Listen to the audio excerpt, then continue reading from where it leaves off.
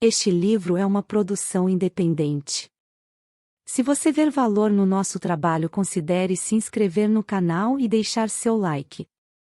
Para uma melhor experiência, tenha o texto em mãos e coloque seus fones de ouvido. Continuação do livro: O Mito da Caverna. Sócrates. Para o que há duas razões. Primeiro, esse difícil ramo do conhecimento é pouco investigado, porque nenhum Estado o valoriza. Em segundo lugar, os pesquisadores necessitam de um orientador, sem o qual não descobrirão coisa alguma. Tal orientador ou diretor, para começar, é difícil de ser encontrado e, mesmo que o seja, os que usualmente investigam nesse campo se mostrariam demasiado arrogantes para se submeter à sua orientação. Se, entretanto, um Estado inteiro respaldasse na supervisão desse estudo, e fosse pioneiro na sua valorização, tal orientador seria seguido, e se essa forma de conhecimento fosse pesquisada com vigor, coerência e continuidade, logo se desenvolveria.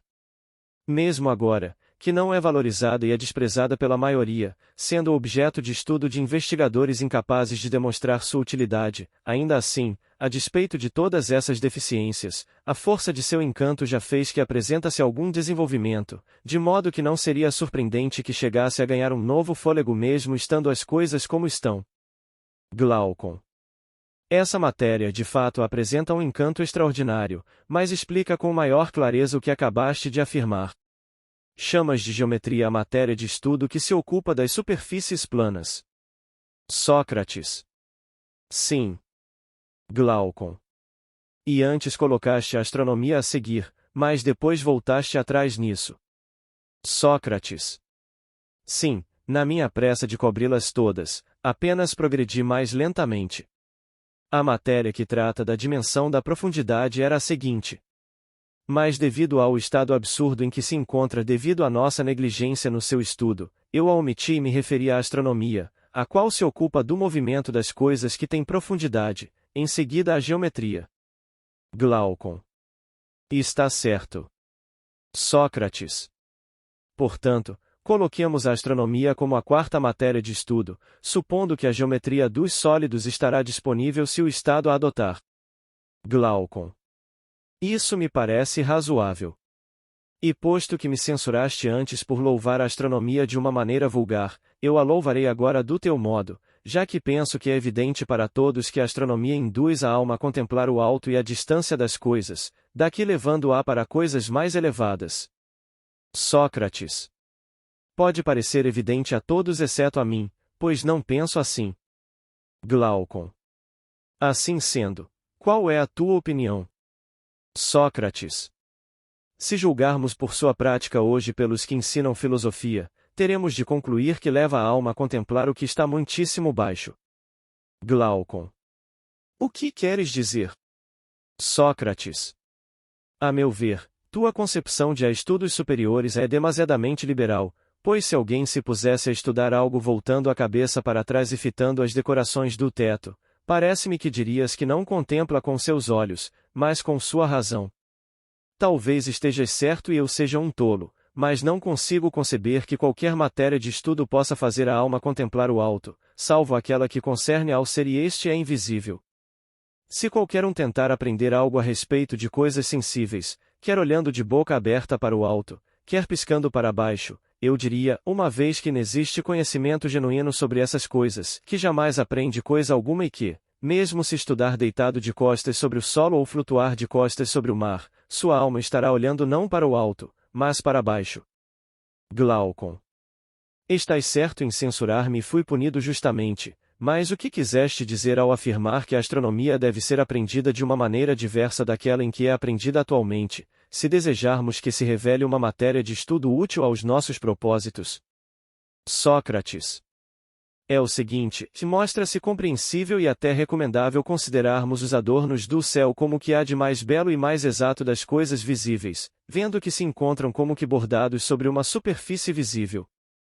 Mas deveríamos também considerar seus movimentos sumamente inferiores aos verdadeiros, movimentos que são realmente rápidos ou lentos medidos em números verdadeiros, que traçam autênticas figuras geométricas, que estão todos em relação recíproca e que são os movimentos verdadeiros das coisas que veiculam e contêm.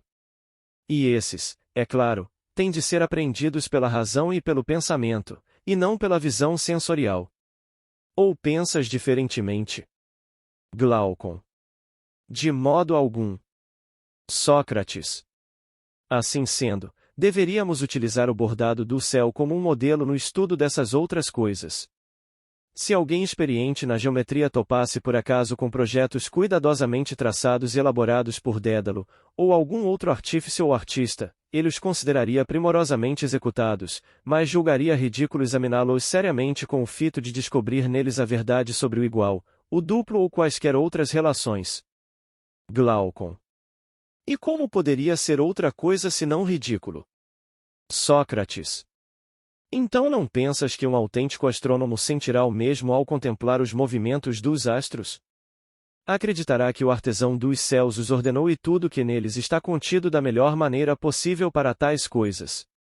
Mas quanto às proporções entre noite e dia, entre os dias e um mês, entre um mês e um ano ou dos movimentos dos astros com qualquer um desses e entre si, não achas que ele consideraria estranho crer que tais coisas se mantêm sempre imutáveis ou sem o menor desvio, dispensando qualquer tentativa ou esforço de qualquer espécie no sentido de aprender a verdade a respeito delas, uma vez que são corpos e objetos visíveis? Glaucon. É, ao menos, o que penso, agora que ouço tal opinião de ti. Sócrates. Então, se pela efetiva participação na astronomia tornamos útil o elemento naturalmente inteligente da alma, ao invés de inútil, estudemos a astronomia por meio de problemas, como fazemos na geometria, e deixemos em paz as coisas no céu. Glaucon. A tarefa que prescreves é muito mais árdua do que qualquer outra atualmente empreendida na astronomia. Sócrates. E suponho que, uma vez pretendamos ser de alguma valia como legisladores, nossas prescrições relativas às outras matérias serão do mesmo calibre. Mas tens qualquer outra matéria de estudo apropriada a sugerir? Glaucon. Nada de imediato. Sócrates. Bem, não há apenas uma forma de movimento, porém várias. Talvez uma pessoa sábia pudesse enumerá-las todas, mas há duas que são evidentes mesmo para nós. Glaucon. Quais são elas? Sócrates. Além daquele sobre o qual discorremos, há também sua contraparte. Glaucon. O que é? Sócrates. É provável que tal como os olhos são estruturados para os movimentos astronômicos, os ouvidos o são para os movimentos da harmonia e que as ciências da astronomia e da harmonia são estreitamente afins. Isso é o que afirmam os pitagóricos, Glaucon. Com o que concordamos, não é mesmo? Glaucon. Concordamos. Sócrates. Por conseguinte, visto ser a matéria tão vasta, não deveríamos indagar-lhes o que tem a dizer sobre os movimentos harmônicos e se existe algo mais além deles, ao mesmo tempo mantendo a nossa meta rigorosamente em vista? Glaucon. A que te referes? Sócrates. Ao fato de que aqueles que estamos criando jamais deveriam tentar aprender algo incompleto, algo que não atinge o fim que tudo deveria atingir, o fim que mencionamos há pouco no caso da astronomia. Ou não sabes que as pessoas fazem algo similar na harmonia? Ao medir contrastivamente acordes e sons audíveis se esforçam em vão exatamente como os atuais astrônomos. Glaucon.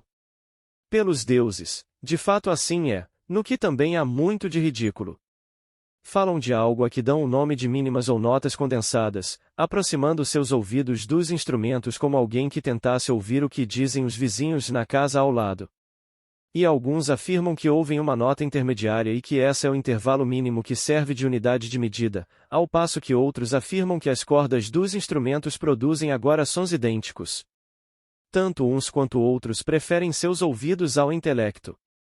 Sócrates. Tu te referes a esses magníficos indivíduos que submetem suas cordas a um tormento e as estiram até cavilhas. Não me estenderei na analogia me referindo a golpes com o plectro ou às acusações ou às negações e vanglórias das cordas relutante, ao contrário, deixarei a figura de lado e serei breve, dizendo que essas não são as pessoas às quais aludo. Aquelas às quais me refiro são as que acabamos de dizer que íamos interrogar a respeito de harmonia, porque fazem o mesmo que os astrônomos. Buscam os números a serem descobertos nesses acordes audíveis, mas não formulam problemas. Não investigam, por exemplo, quais números são harmoniosos e quais não são e o porquê de cada caso. Glaucon. Mas isso seria uma tarefa sobre-humana.